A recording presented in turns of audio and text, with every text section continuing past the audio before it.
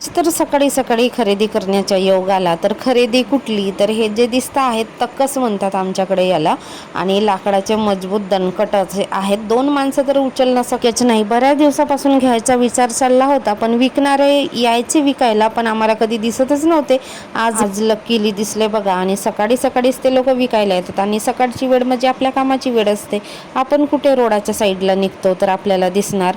मग बाजूवाल्या ताईंनी बोलवलं. मग काय सगळ्यांनीच घेतले. तुम्हाला किती दिसत आहेत, आम्ही 5 भाडेकरी आहोत, तर 5 पैकी 4 लोकांनी घेतलं. पिसा लाकडाचं आहेत हे. आणि एकदम मजबूत असे तर आहेतच आहेत, पण याला पॉलिश वगैरे केलं नव्हतं. मग काय दिवसभर उन्हात ठेवलं, ऊन दाखवायला. आणि मग ते बाजूवाले भाऊजी होते, जान्हवीचे पप्पा, त्याने पलंगाला आणि आमच्या पलंगाला पेंट करून दिलं आणि दिवसभर उन्हामध्ये सुकवलं. आणि इथे लावलेलं बघा पडीचं झाड, मागच्या वर्षी ह्याच दिवसामध्ये मी लावलं होतं, तर एका वर्षामध्ये छान झालेलं आहे. त्याचबरोबर तुळशीचं झाड सुद्धा मागेच लावलेलं होतं. तितक्यातच मग रांगोळीवाला आला. मग काय आम्ही रांगोळी सुद्धा घेतली. 20 रुपयाला 3 किलो. वाचला कुचला कलर होता, तो मी खिडकीला सुद्धा मारून मागितला. आणि मी लावलं होतं मग दुपारच्या वेळेला डोक्याला मेहंदी.